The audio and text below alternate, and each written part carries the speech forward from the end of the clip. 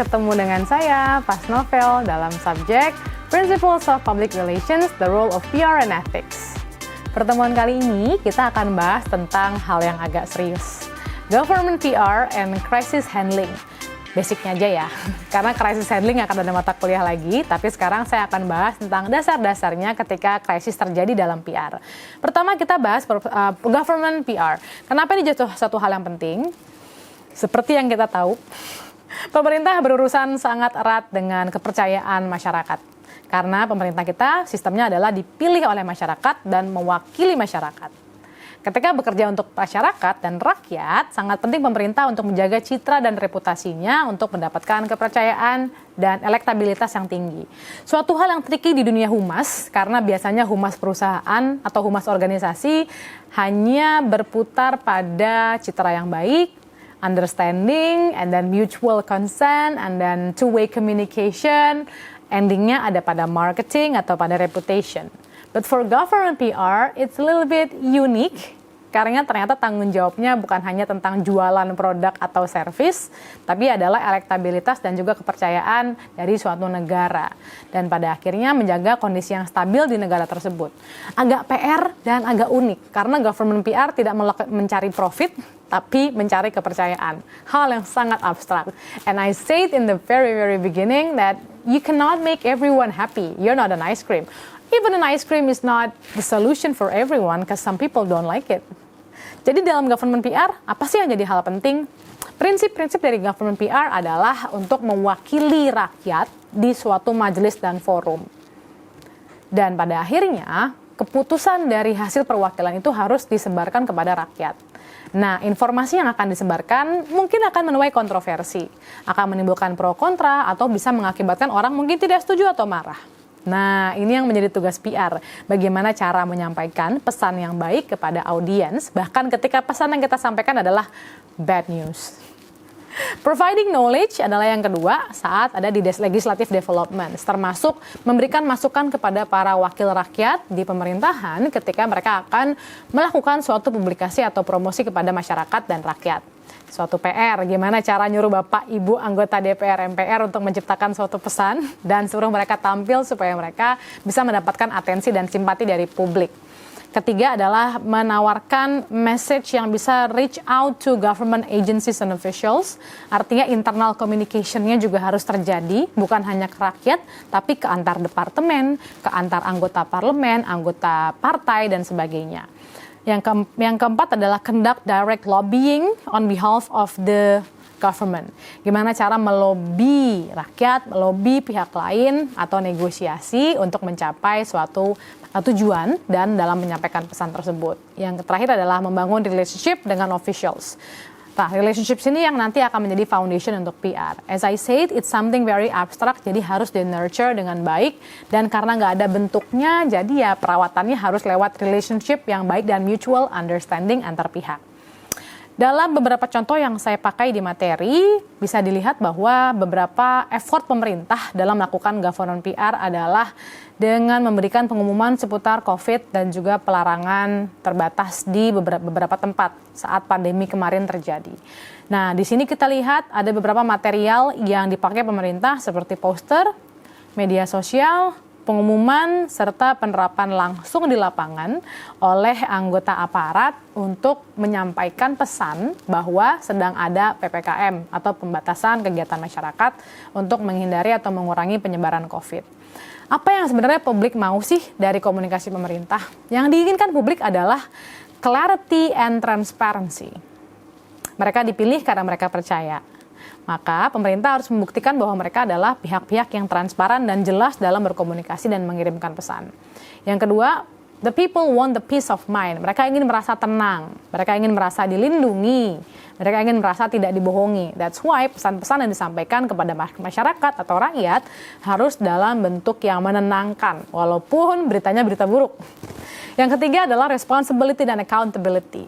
Banyak sekali kasus yang akhirnya menjerat beberapa anggota pemerintah, seperti korupsi, penggelapan, dan sebagainya. Nah, ini akan mengurangi pamor atau reputasi pemerintah di mata rakyat. Lagi-lagi, tugas PR untuk membersihkan nama ini dan membuat lagi pemerintah sebagai pihak yang bertanggung jawab dan bisa mengembalikan keadaan yang tadinya buruk jadi baik.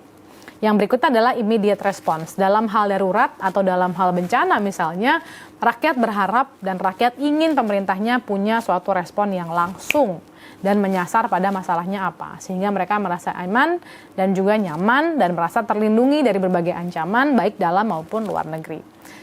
5 hal yang sepertinya berat sekali untuk seorang PR, tapi somehow PR harus bisa mempraktekannya.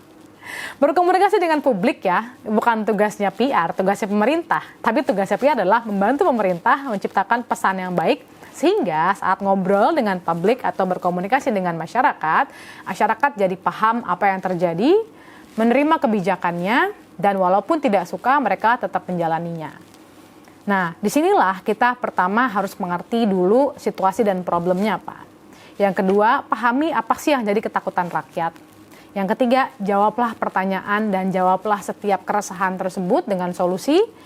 Buat pesan yang jelas, pesan yang transparan, pesan yang menyeluruh sehingga semua orang mengerti maksudnya apa.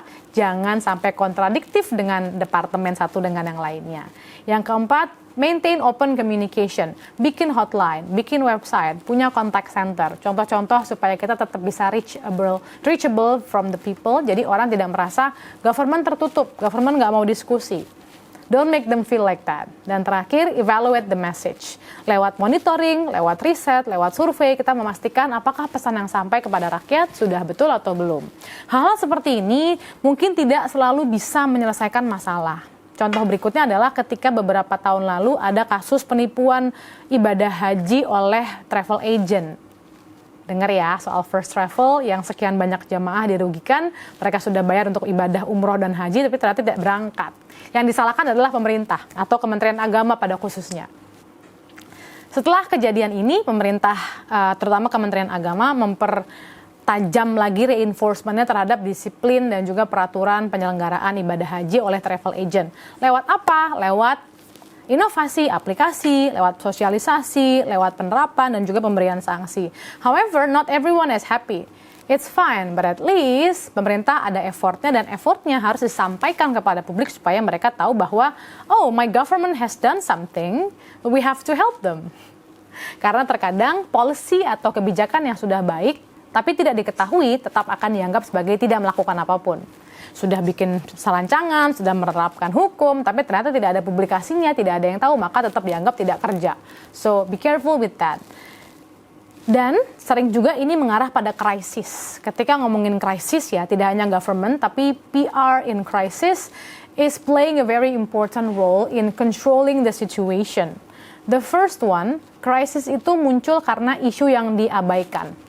Ada sebuah isu, dia dicuekin, dia didiemin, dia diremehkan, lama-lama jadi sebuah krisis. Nah, kalau sudah krisis, you should have a handling team yang sigap dan sudah tahu skenario A, B, C yang bisa dilakukan untuk menghandle krisis tersebut. PR sering disebut sebagai spin doctor, karena kita sebagai PR sering menggunakan kata-kata atau informasi yang kurang lebih memiringkan artinya atau memutar balik sudut pandangnya. Is it something wrong? It's not. It's a matter of how you communicate your message dan bagaimana cara menggunakan fakta untuk memberikan penjelasan kepada masyarakat. Nah, communication plan dalam krisis harus direncanakan, walaupun krisisnya tidak direncanakan. Tapi emergency PR crisis team, it's a very immediate thing that every organization has to have. Semuanya harus punya communication plan dalam keadaan krisis, sehingga perusahaan tidak kaget lagi saat terjadi krisis, mereka tahu siapa yang harus dihubungi, siapa yang harus kerja, siapa yang harus ngapain. Kurang lebih dalam event krisis ada beberapa do's and don'ts. Do's-nya adalah acknowledge the problem, be open, analyze solution and give some solution, okay, and then offer further assistance. Jangan menutup diri saat ada krisis. Jangan kabur. Jangan sembunyi di departemen lain atau di kementerian lain. So please face it dan say sorry if you're doing wrong and clarify what can you offer to fix the problem. Don'ts-nya sering sekali terjadi ya. Do not assess the blame. Jangan menyalahkan orang atau pihak lain. Jangan juga berbohong atau menolak atau menyangkal suatu krisis terjadi. Yang ketiga adalah jangan bersembunyi dari tekanan dan dari media terutama. Dan terakhir, jangan menjanjikan hal yang tidak mungkin. Kita boleh menawarkan solusi, tapi kalau solusinya tidak mungkin, please jangan dijanjikan. Nanti PHP atau memberi harapan palsu. People don't want that. People want you to be transparent. People want you to be confident that you can handle it. Then they can trust you and then they can give you some respect dan pastinya akan menjaga kenyamanan dan keamanan. Sampai sini dulu diskusi kita dan ada beberapa readings yang bisa dibaca untuk analisis bagaimana pemerintah menghandle krisis dan bagaimanakah seharusnya pemerintah mengembalikan kepercayaan publik ketika krisis terjadi. Sekian pertemuan kali ini, sampai ketemu lagi di sesi berikutnya.